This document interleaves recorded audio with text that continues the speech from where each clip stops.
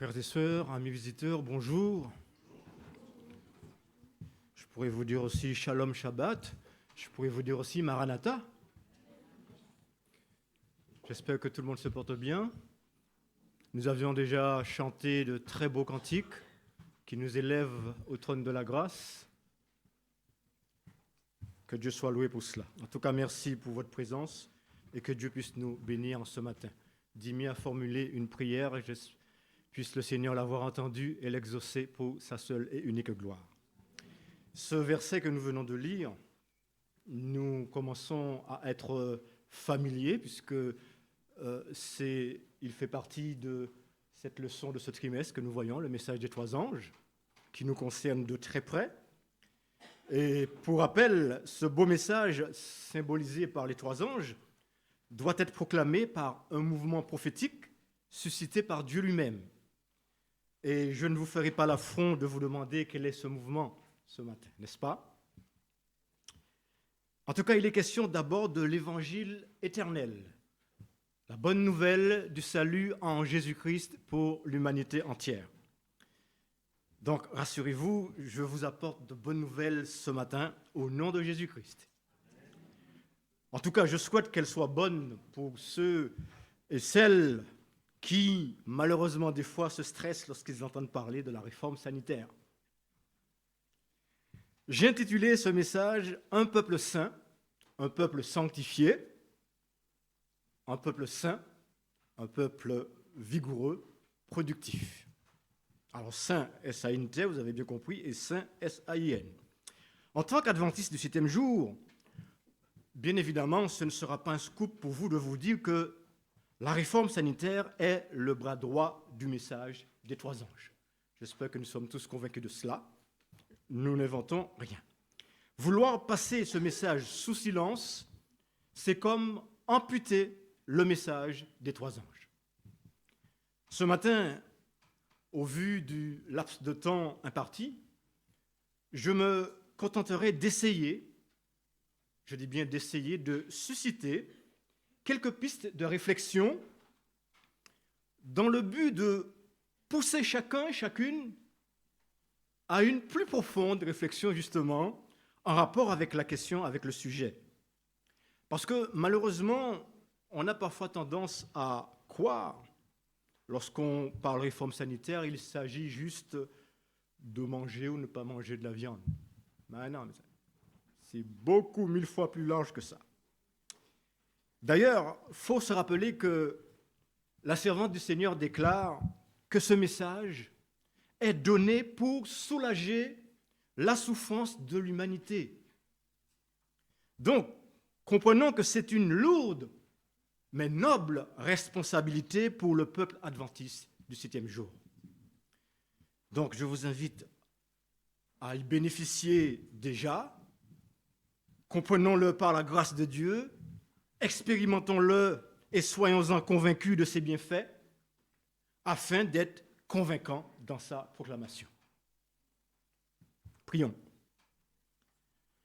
Éternel Dieu béni,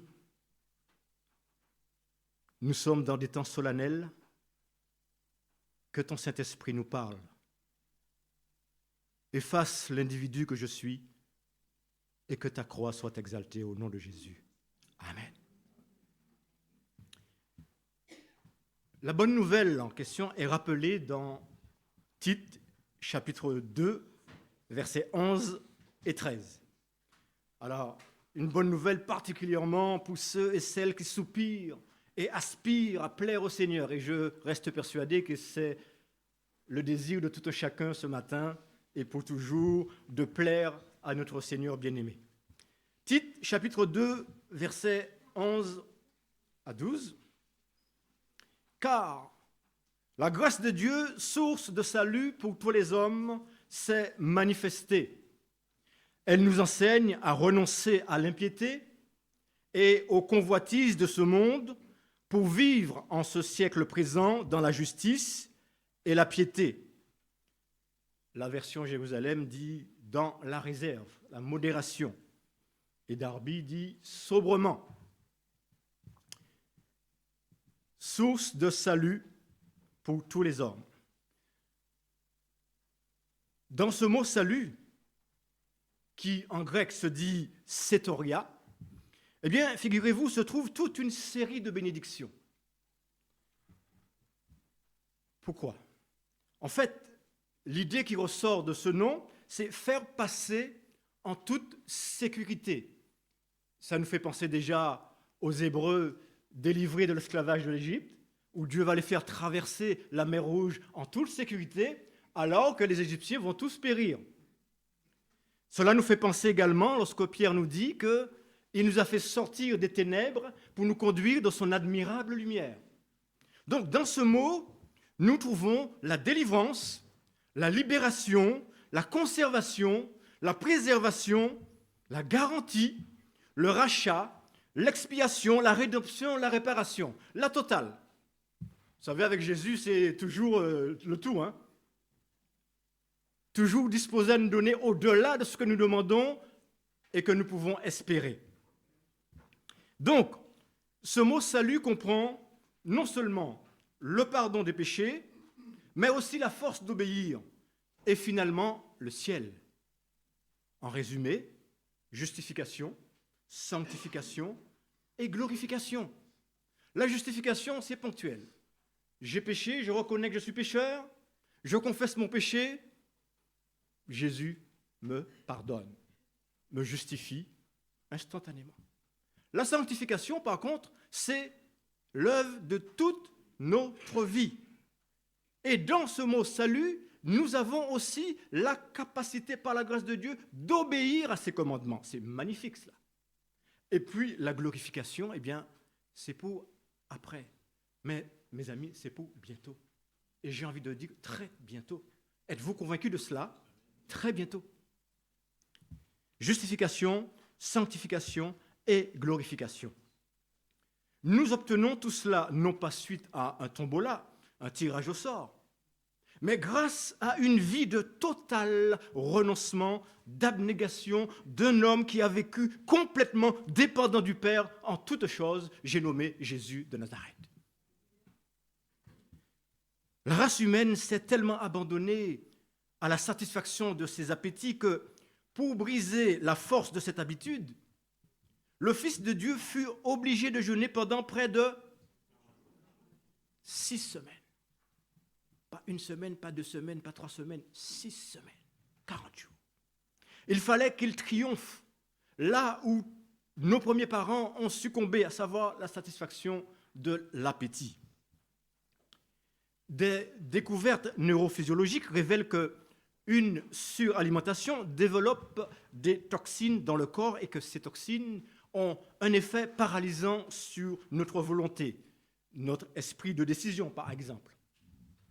Sachant que le corps utilise ce qui lui est nécessaire pour chaque organe et le surplus va encrasser l'organisme, malheureusement.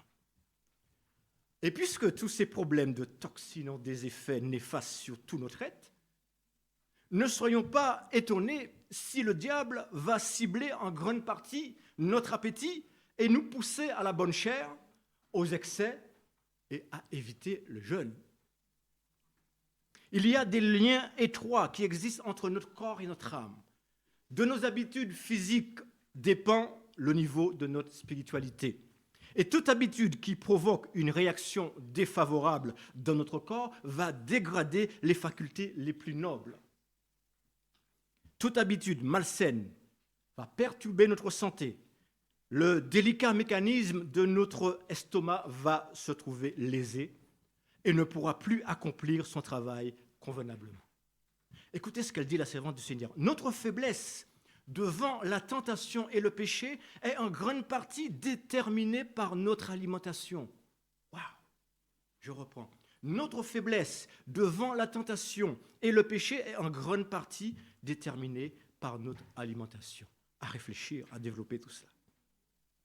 Toutefois, Dieu nous promet que par le Saint-Esprit, le mécanisme humain peut être conservé sain et actif, qu'il renouvellera les fonctions de chaque organe du corps si l'homme obéit aux lois de la santé et coopère avec lui de façon à être productif dans ses activités.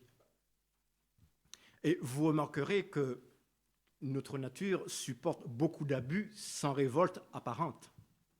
Mais un jour vient où elle réagit et par un effort énergique cherche à se débarrasser des effets, des mauvais traitements qu'elle a subis. Et c'est ce qu'on appelle la maladie, à laquelle se manifeste par de la fièvre ou des douleurs. Dans cette lutte sans répit contre la chair, contre le moi, les mises en garde du Seigneur sont à prendre très au sérieux. Voyons qu'est-ce qu'il nous dit dans Luc 21, versets 34 à 36. C'est une mise en garde. Luc 21, 34 à 36. Prenez garde à vous-même, de crainte que vos cœurs ne s'apesantissent par les excès du manger et du boire, et par les soucis de la vie, et que ce jour ne vienne sur vous à l'improviste. Merci les amis. Vous êtes avec moi? Pas tout le monde apparemment.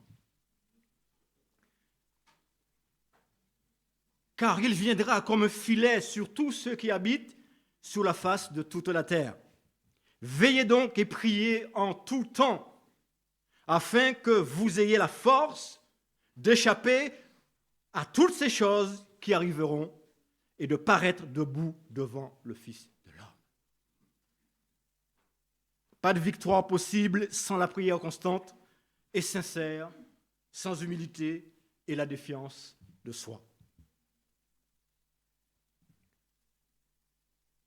Il faut savoir également que le peu d'empressement pour la prière secrète qu'il nous arrive de subir parfois, cela peut provenir de plusieurs causes.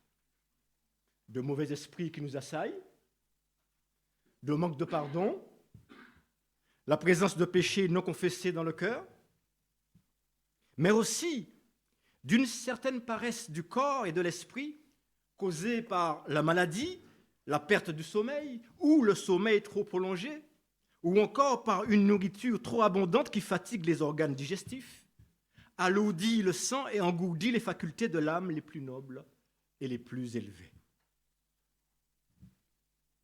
Un peuple saint, sanctifié, un peuple saint, vigoureux et tonifié, productif pour le Seigneur. Nous avons dit que la justification est spontanée. La sanctification, en revanche, c'est l'œuvre de toute notre vie. Donc ce n'est pas une simple théorie ou une émotion, mais c'est un principe vivant qui se manifeste dans notre vie quotidienne. Elle exige de nous des habitudes alimentaires et vestimentaires qui nous permettent d'assurer notre santé physique, mentale et morale pour que nous puissions présenter au Seigneur des corps qui ne soient pas une offrande corrompue par de mauvaises habitudes, mais comme dit l'apôtre Paul, un sacrifice vivant, saint et agréable à Dieu. C'est ce même apôtre Paul qui dit dans 1 Corinthiens 6, verset 12, « Tout m'est permis, mais tout n'est pas utile. Tout m'est permis, mais je ne me laisserai asservir par quoi que ce soit. » Oui, mes amis. En tant qu'enfant de Dieu, ce n'est pas parce que le monde fait ceci que je suis obligé de suivre le monde. Ce n'est pas parce que le monde se teint les cheveux que je suis obligé de teindre les cheveux. Ce n'est pas parce que le monde met le ventre dehors que je suis obligé de suivre le monde. Ce n'est pas parce que certains du monde mangent des grenouilles que je suis obligé de manger des grenouilles. Donc, je ne me laisserai pas asservir par quoi que ce soit, même si tout est permis. Le Seigneur nous a donné l'intelligence pour savoir discerner le bien du mal. Et dans le chapitre 9, verset 27, c'est là encore l'apôtre Paul qui dit « Je traite durement mon corps et je le tiens assujetti, de peur d'être moi-même rejeté après avoir prêché aux autres. » Ne devons-nous pas être plus vigilants en tant que messagers d'un tel message, frères et sœurs? Si l'homme accepte avec reconnaissance les lumières que Dieu, dans sa miséricorde, lui donne sur la réforme sanitaire, il peut être sanctifié par la vérité et prêt pour l'immortalité. Mais s'il néglige cette lumière et vit dans la transgression des lois de la nature, il devra en supporter les conséquences. Eh oui. Quelle est la volonté de Dieu pour son peuple? Bien-aimé, je souhaite que tu prospères à tous égards et sois en bonne santé comme prospère l'état de ton âme. 3 Jean, chapitre 2. 3 Jean, verset 2, pardon. La volonté du Seigneur, c'est la guérison pour ses enfants, la restauration, la réparation, le rétablissement, la renaissance, la reconstruction. Et c'est pourquoi il ne cesse de nous répéter. Matthieu 11, versets 28 à 29. Constamment, venez à moi, vous tous qui êtes fatigués et chargés, et je vous donnerai du repos. Prenez mon joug sur vous et recevez mes instructions, car je suis doux et humble de cœur, et vous trouverez du repos pour vos âmes. Douce et précieuse invitation, venez, vous tous, parce que la grâce est universelle, offerte sans autre condition que de se sentir fatigué et chargé. Et dès que nous entrons dans le repos de Jésus, ce qu'il y a de merveilleux, le ciel commence ici-bas. Il nous invite, venez, apprenez et recevez de moi.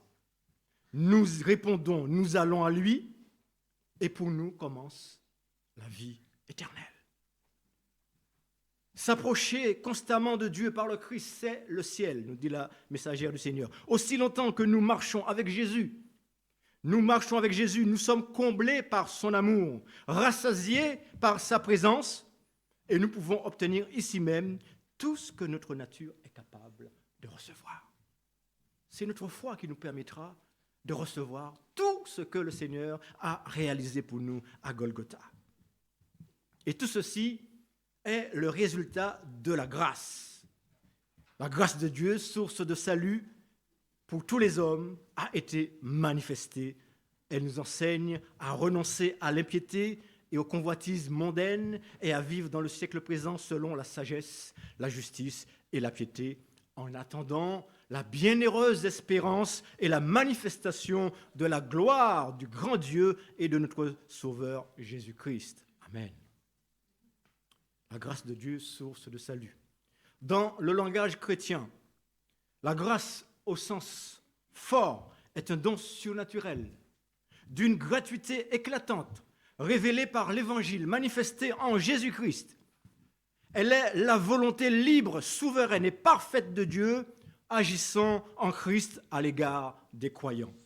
Et cette grâce, nous dit la Bible, ne peut être méritée. Elle ne peut être héréditaire. Cependant, l'orgueil peut nous faire passer à côté. Nous pouvons la rejeter.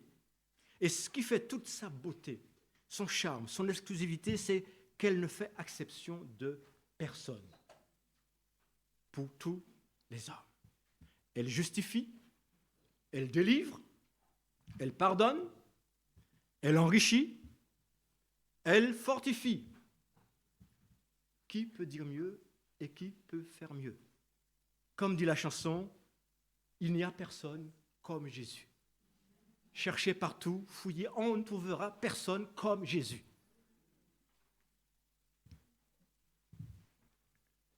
L'apôtre Pierre rappelle aux mémoires oublieuses dans 2 Pierre, chapitre 1, versets 3 à 4.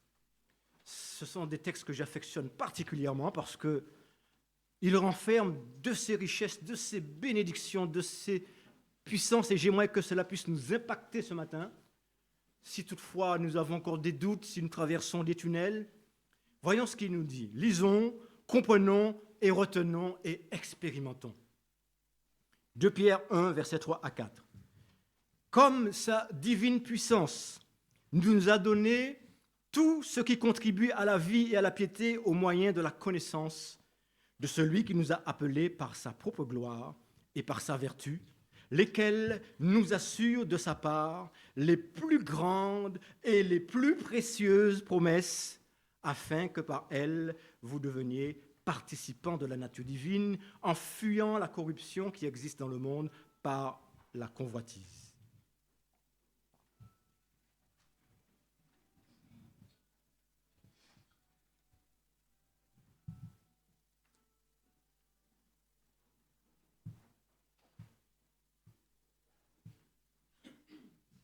Sa divine puissance nous a donné tout ce qui contribue à la vie. sa divine puissance. La puissance qui appela les mondes à l'existence. Il dit et la chose arrive. Il nous a tout donné. Tout ce qui est nécessaire pour créer, pour entretenir la vie et la piété, c'est un don de Dieu. Tout. Parce qu'à la croix, tout fut accompli. Jésus a tout accompli pour ses enfants. C'est par lui que vous avez tout reçu pleinement. Colossiens 2, verset 10. Lui qui domine toute autorité et tout pouvoir spirituel.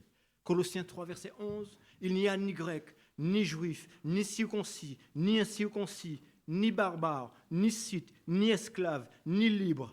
Mais Christ est tout et en tous. Il ne devait pas avoir de jalousie. Christ est en tout et en tous. Je n'ai rien de plus que vous. Vous n'avez rien de plus que moi parce que Jésus est tout et en tout un chacun. Alléluia. Voyez, nous ne pouvons pas douter de la puissance de Dieu, de l'amour de Dieu, la bonté, la générosité de Dieu. Il nous a donné les plus grandes et les plus précieuses promesses.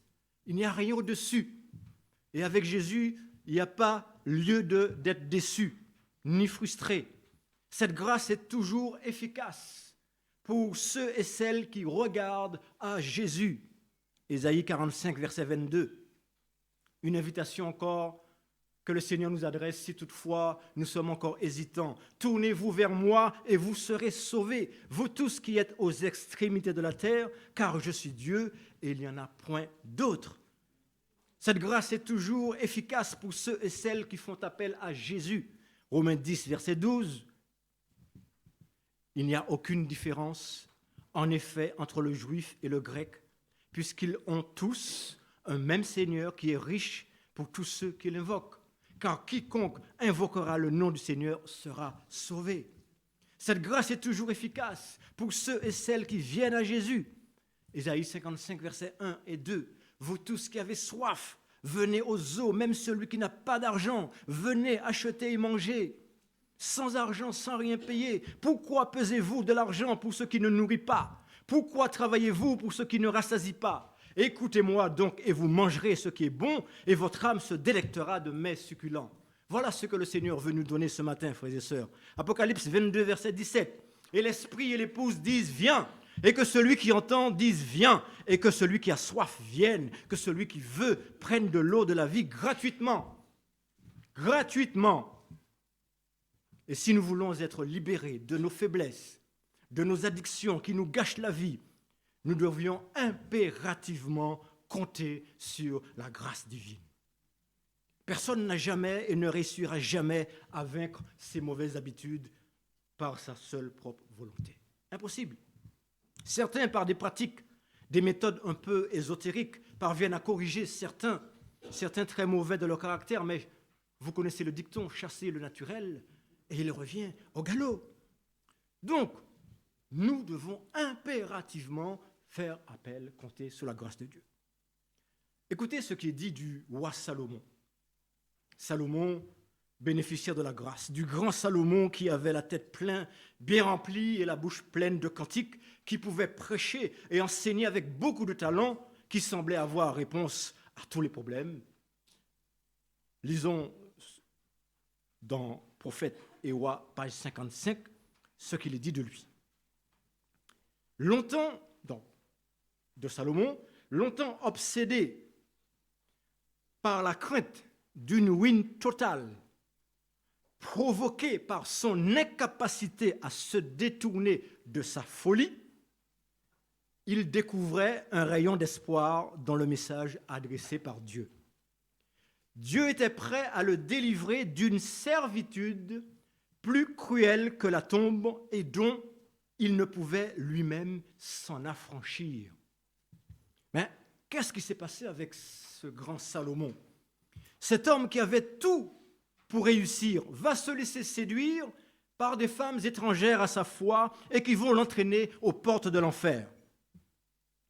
Et quand il est dit, longtemps obsédé par la crainte d'une ruine totale provoquée par son incapacité à se détourner de sa folie, Comprenons que ce roi va sombrer misérablement dans la sensualité, les excès, l'idolâtrie, le vide et le désespoir, à telle enseigne qu'il va résumer sa vie dans une courte phrase.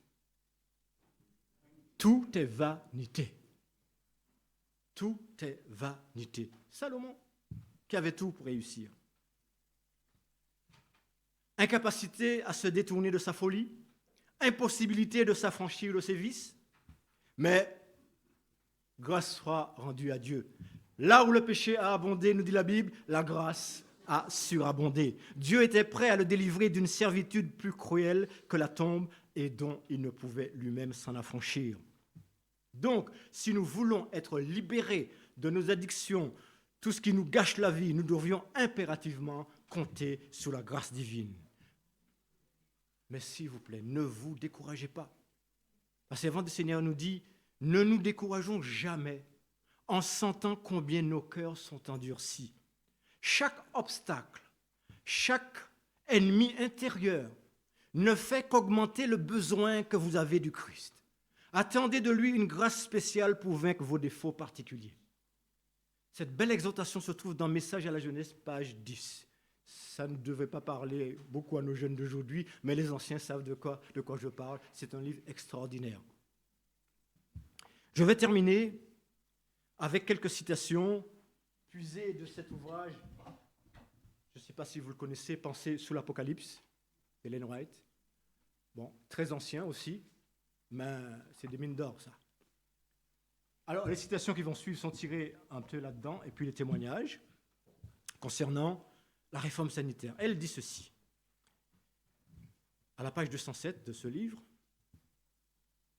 Le 10 décembre 1871, ça remonte déjà, il m'a été à nouveau montré que la réforme sanitaire fait partie intégrante de la grande œuvre grâce à laquelle le peuple de Dieu sera prêt pour la venue du Seigneur. Je reprends, et plus lentement peut-être, parce qu'il faut que nous assimilons cela, ça nous concerne, mes amis.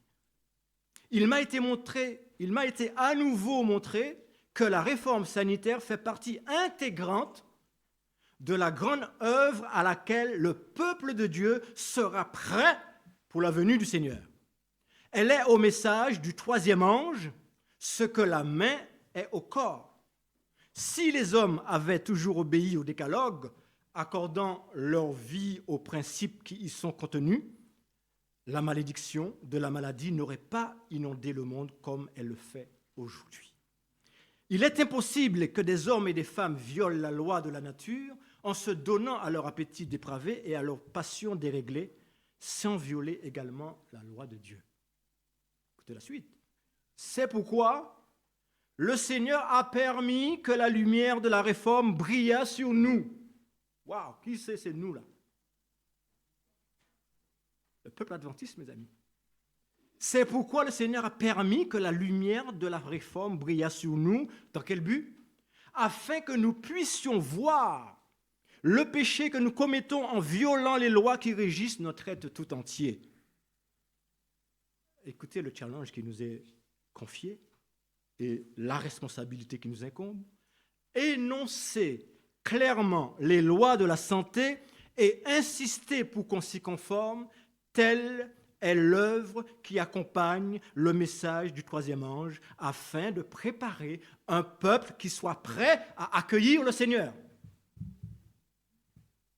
Quelle responsabilité, mes amis. Elle poursuit. La réforme sanitaire est une nécessité afin de pouvoir vaincre chaque ruse de Satan. Mes amis, nous voulons vaincre les ruses de Satan. Nous voulons repousser l'adversaire. La réforme sanitaire est une nécessité afin de pouvoir vaincre chaque ruse de Satan. La puissance prédominante de l'appétit causera la perte de milliers d'hommes, alors que s'ils avaient eu la victoire à cet égard, ils auraient eu la force morale de triompher de toutes les autres tentations de Satan. Il est dit également que notre Rédempteur, donc Jésus, notre bien-aimé Sauveur, résista à la tentation qui met le plus en péril l'âme humaine, à savoir la satisfaction de l'appétit. Si nous résistons à Satan sur ce point-là, notre victoire sous le mal sera totale. Si nous résistons à Satan sur ce point-là, par la grâce de Dieu, bien sûr, notre victoire sur le mal sera totale. Mais ceux qui sont esclaves de leur appétit ne pourront atteindre la perfection du caractère. La transgression permanente de la loi de Dieu depuis 6000 ans a produit la maladie, la souffrance et la mort. Alors que nous approchons de la fin des temps, la tentation de Satan à propos de l'appétit sera toujours plus forte et plus difficile à vaincre. Voyez pourquoi on a besoin de la grâce? La grâce de Dieu. Nous avons besoin de la plénitude du Saint-Esprit pour nous donner ces ressources nécessaires pour triompher. Les amis, vaste programme. Comme je l'ai dit au début du sermon, mon but était de susciter une sainte réflexion sur la question de notre responsabilité en tant que messager du Dieu trois fois saint. J'espère n'avoir choqué personne, culpabilisé qui que ce soit, mais j'espère que vous avez retenu l'essentiel, que la grâce de Dieu, source de salut, nous avait dotés de tout le nécessaire pour faire de nous des victorieux. J'espère que vous avez retenu que l'œuvre de la réforme sanitaire est le moyen dont Dieu se sert pour diminuer la souffrance dans le monde et pour purifier son Église. Que vous avez retenu également que livrés à nous-mêmes, nous ne pouvons ni surmonter nos mauvais désirs et nos habitudes pernicieuses, ni vaincre l'ennemi puissant qui nous retient en servitude, que seul Dieu peut nous donner la victoire et qu'il désire que nous soyons maîtres de nous-mêmes, de notre volonté, de nos goûts, mais il ne peut agir en nous sans notre consentement, ni notre concours. Donc l'Esprit divin opère par le moyen des facultés et des énergies qui nous ont été données et toutes nos forces doivent collaborer avec Dieu. Également que Dieu veut que nous soyons un peuple saint, un peuple sanctifié, mis à part, et un peuple saint, vigoureux, efficace et productif. Une fois tout ceci dit, la conclusion, c'est quoi? C'est vous qui aurez la conclusion. Alors, j'aimerais qu'on puisse lire quelques textes qui vont être mis à l'écran. Nous allons le lire ensemble et retenez ces textes, copiez-les, apprenez-les par cœur. C'est ce qui nous permettra en tout cas de faire face aux assauts du malin lorsqu'il veut nous faire croire que nous ne réussirons jamais. Alors, 1 Thessaloniciens 5, versets 23 à 24.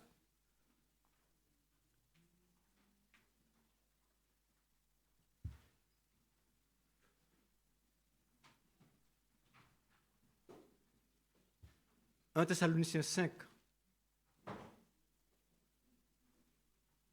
Thessaloniciens.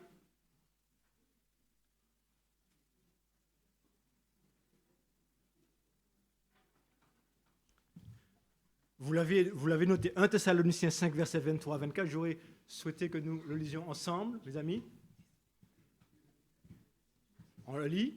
Que le Dieu de paix vous sanctifie lui-même, tout entier, et que tout votre être, l'esprit, l'âme et le corps, soit conservé irrépréhensible lors de l'avènement de notre Seigneur Jésus. Le verset 24. Celui qui vous a appelé est fidèle, et c'est lui qui le fera. 2 Thessaloniciens 3, verset 3. Le Seigneur est fidèle, il vous affermira et vous préservera du malin. 1 Corinthiens 10, versets 10 à 13. Aucune tentation ne vous est survenue qui n'ait été humaine, et Dieu qui est fidèle ne permettra pas que vous soyez tentés au-delà de vos forces, mais avec la tentation, il préparera aussi le moyen d'en sortir afin que vous puissiez la supporter. 1 Corinthiens 1, versets 8 à 9.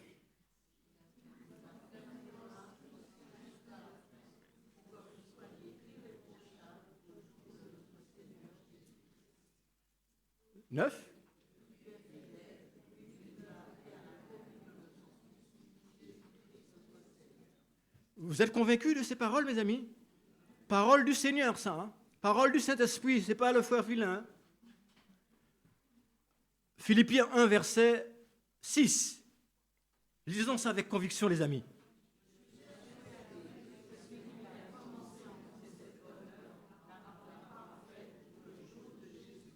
Amen. Et le dernier, Jean 15, verset 4.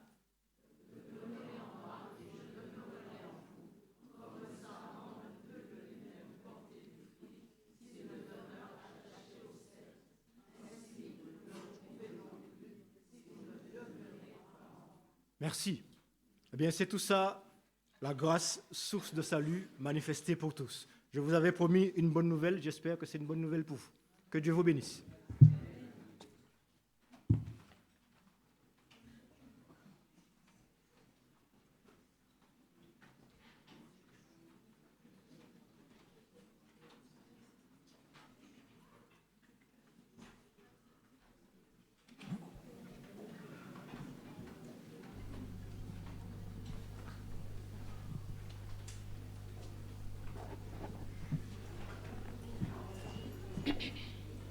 Nous remercions Jorel de nous remémorer toutes ces paroles sur la réforme sanitaire.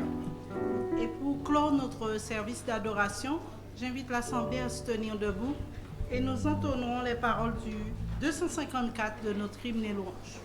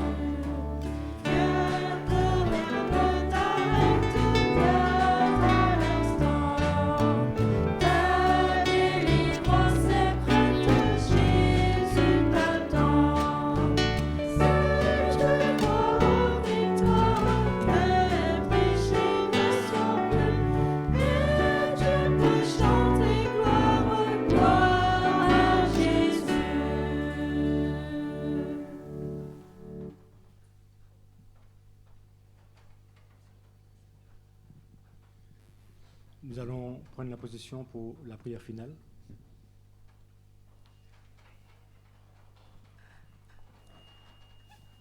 Éternel, notre Dieu, notre Père, nous voulons te remercier avant toute chose du fait que tu as mis à part pour nous ce jour sacré qu'est le sabbat. Et tu veux nous éduquer jour après jour afin que nous puissions l'expérimenter dans toute sa richesse, dans toute sa beauté, parce que c'est le signe de démarcation entre les vrais adorateurs et des faux adorateurs. Seigneur, tu nous as fait la grâce d'avoir ces leçons merveilleuses, magnifiques pour nous rappeler notre identité, mais aussi notre mission. Aide-nous à comprendre ces vérités, à les expérimenter et à les partager dans l'amour de Jésus. Père Saint, Père juste, nous reconnaissons nos faiblesses, nos limites. Nous avons transgressé tes lois plus d'une fois, les lois de la santé également. Mais tu sais combien nous aspirons toutes et tous, Seigneur Dieu, à faire ta volonté.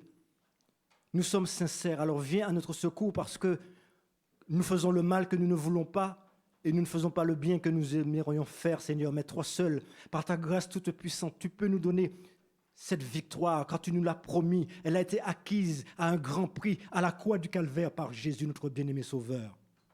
Alors Seigneur, que personne ne reparte à vide, non. Tu as tout payé, tu as tout donné. Donne-nous de prendre le temps de contempler ce Jésus merveilleux